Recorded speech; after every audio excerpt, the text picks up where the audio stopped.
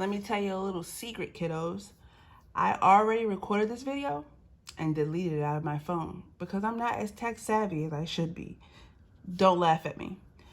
Anyway, so in lesson 8, we talked about the 3 types of factoring that we've discussed for the past 2 weeks.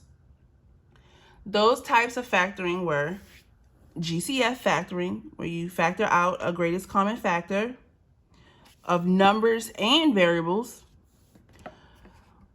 Factoring when you have a quadratic or trinomial when the a term is equal to 1.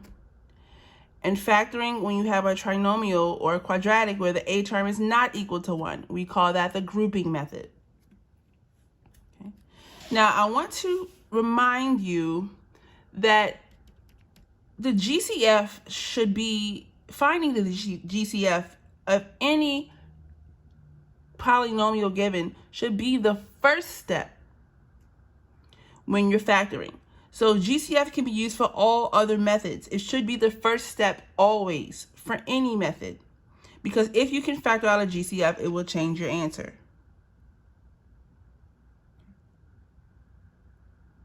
All right, so I gave you a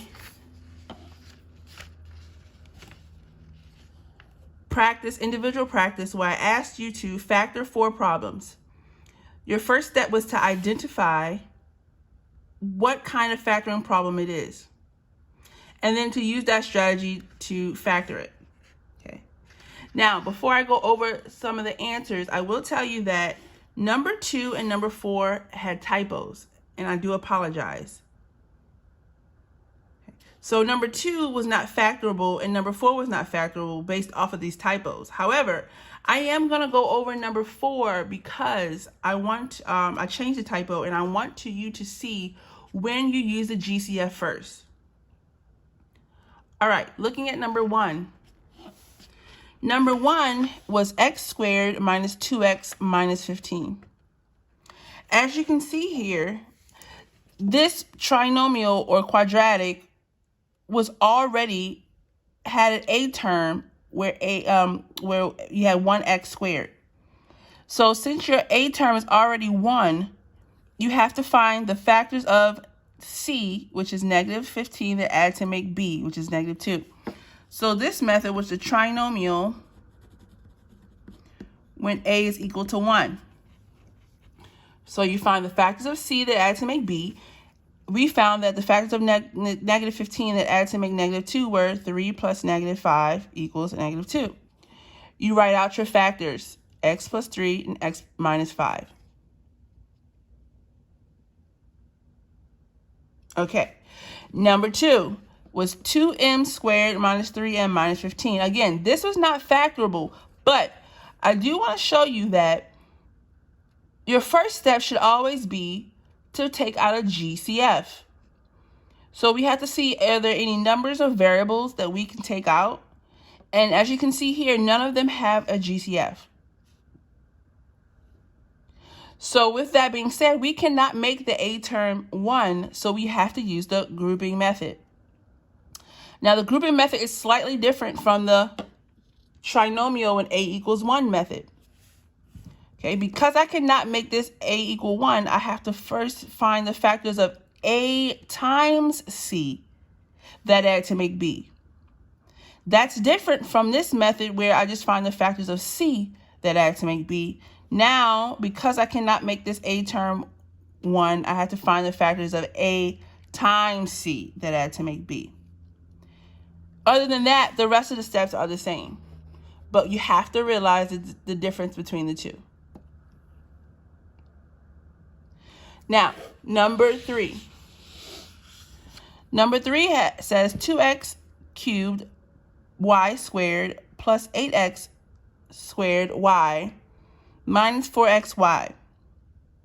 So I wanted to find the greatest common factor of the numbers between 2, 8, and 4, and the greatest common factor is 2. And then if you look at the variables, each of these at least have one x and one y. So x cubed, x squared, and x, it's at least one x there for all 3. and then y squared, y, and y. There's at least one y for all three. So the whole GCF would be 2xy. Never forget your variables. You write your 2xy on the outside, you divide everything by 2xy, and what you have left is x squared y plus 4x minus 2. And this is your factor.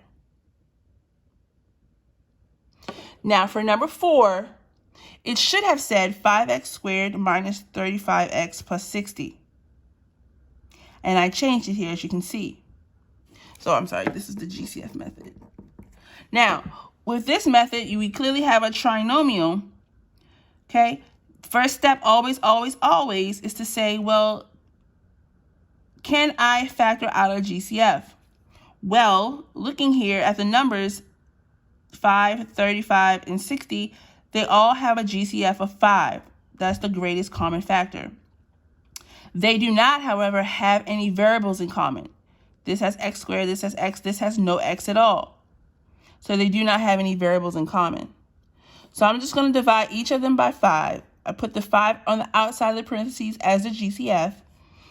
And when I divide, I get 5x squared divided by 5 is 1x. Negative 35x divided by 5 is negative 7x. And then 60 divided by 5 is 12. As you can see here, now I have a trinomial or a quadratic where the a term is 1. I can use now this method up here to solve this quadratic.